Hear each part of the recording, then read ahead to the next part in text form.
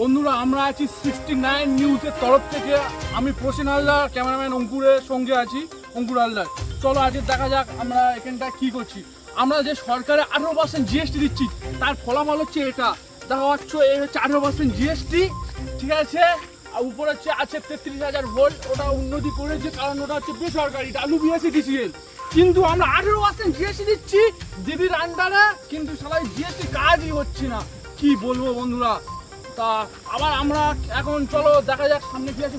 ও মা, এখানে একটা ভিখারির সঙ্গে দেখা। ও মা, ভিখারি কত টাকা ইনকাম।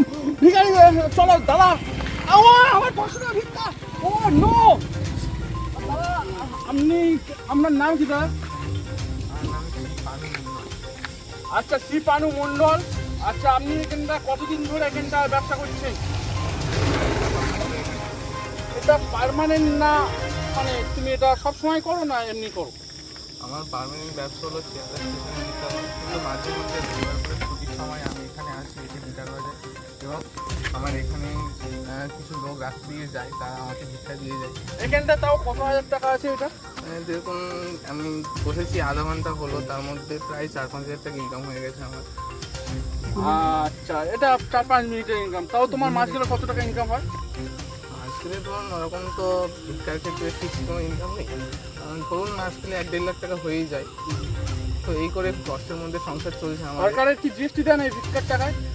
না না, ভিক্ষার টাকা কেন সরকারকে জিএসটি দেবো বলো? সরকার তো চোর। না, আমরা যে 18% জিএসটি দিচ্ছি সেই জিএসটির টাকায় কোনো কাজ হচ্ছে না, ঠিক আছে। তাই আমরা জিএসটি দিয়ে করতে এসে তোমাকে দেখা পেলাম, ঠিক আছে। ধন্যবাদ ইন্টারভিউ দেওয়ার জন্য। চলো বন্ধুরা, আমাদের ইন্টারভিউ নেওয়া শেষ হয়ে গিয়েছে, এখন আমরা এখানটা এবার শেষ করব। তা তোমরা দেখা পাচ্ছ আমাদের সরকারের পরিণতি, পশ্চিমবঙ্গের পরিণতি। ও মা, ওই দেখো ভিখারি, ক্যামেরাম্যান ফোকাস। ও মা, ভিখারি বাইক চালাচ্ছে, ভিখারি চলে যাচ্ছে, ক্যামেরাম্যান।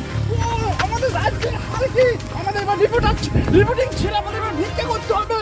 ও মাই গড, এইসব কাজ ছেড়ে দিতে হবে বন্ধুরা, কারণ মাস গেলে 1 লাখ টাকা ভিক্ষা হচ্ছে বন্ধুরা।